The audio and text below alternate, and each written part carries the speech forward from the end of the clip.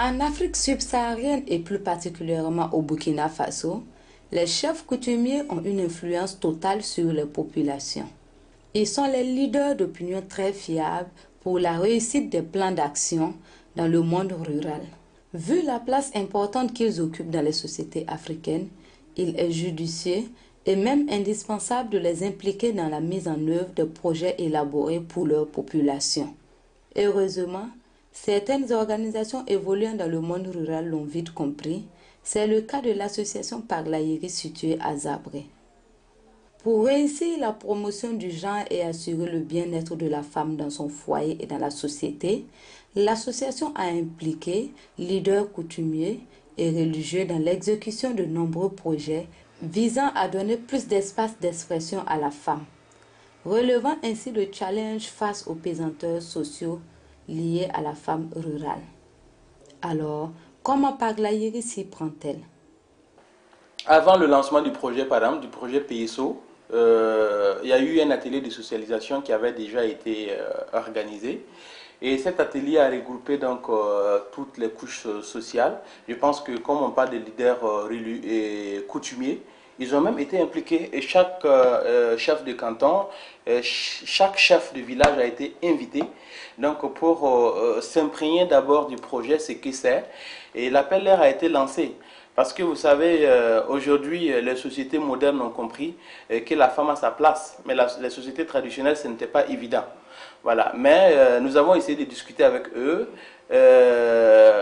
de voir avec eux, en les invitant par exemple pour participer à l'atelier de socialisation et voir ensemble comment, qu'est-ce qu'on peut faire pour que donc la femme ait son mot à dire dans la société traditionnelle.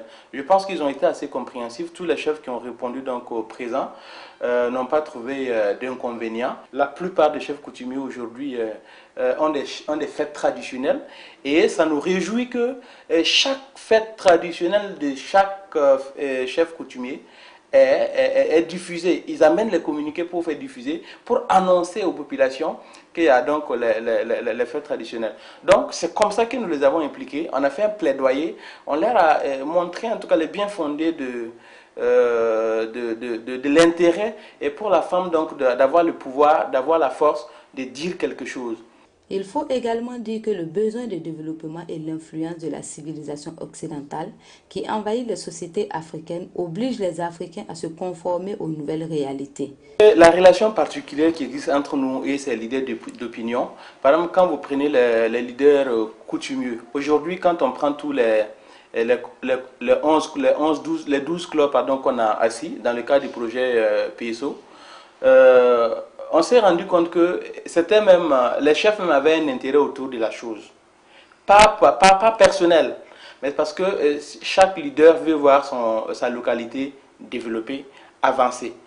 Et aujourd'hui, tous les clubs ont pour personnes et ressources, puisque les clubs sont composés de 5 personnes. Il y a les journalistes, il y a les secrétaires, il y a le président, il y a les personnes ressources ou conseillers. Aujourd'hui, presque tous les 12 clubs ont pour président soit le chef coutumier du village ou pour personne ressources ou conseiller, le chef coutumier du village ou bien l'imam ou bien en tout cas un leader religieux du village. Et c'est cette relation qui nous permet d'avancer. Je pense que c'est surtout ça, la relation qui nous permet d'avancer au niveau des villages.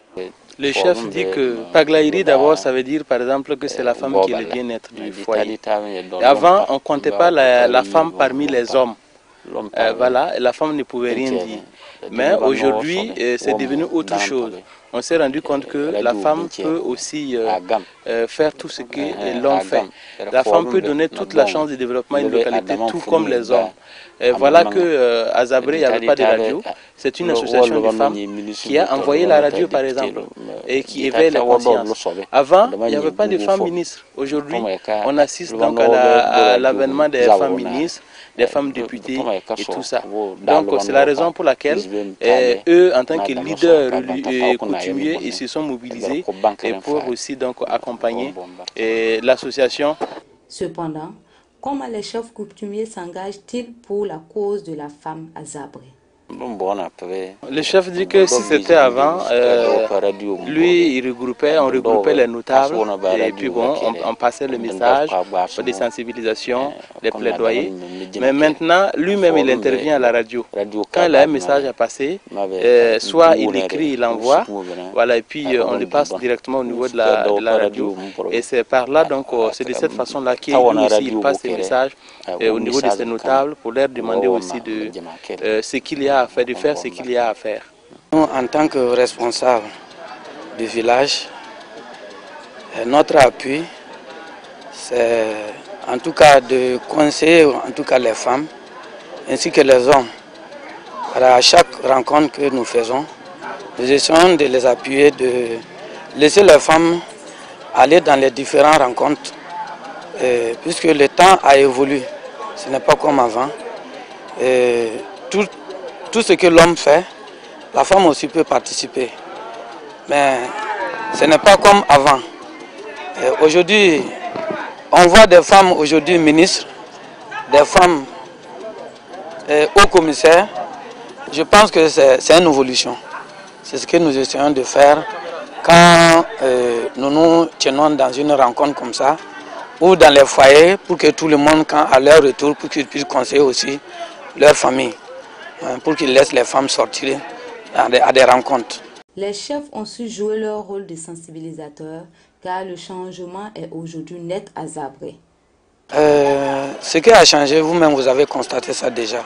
Si c'était avant, toutes ces femmes qui sont sorties là ne peuvent pas sortir. C'est parce qu'il y a quelque chose qui améliore un peu.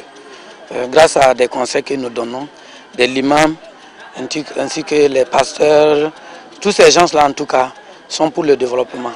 On essaie de faire de nos mieux pour qu'en tout cas ils puissent sortir dans des rencontres telles que vous avez vues aujourd'hui. Je pense qu'on a beaucoup misé dans le plaidoyer, dans les sensibilisations. Et aujourd'hui, on peut dire que nous sommes fiers de savoir qu'ils se sont vraiment impliqués. Ce changement ne profite pas seulement qu'aux femmes, car pour Paglayere, une femme autonome et épanouie équivaut à une nation qui gagne.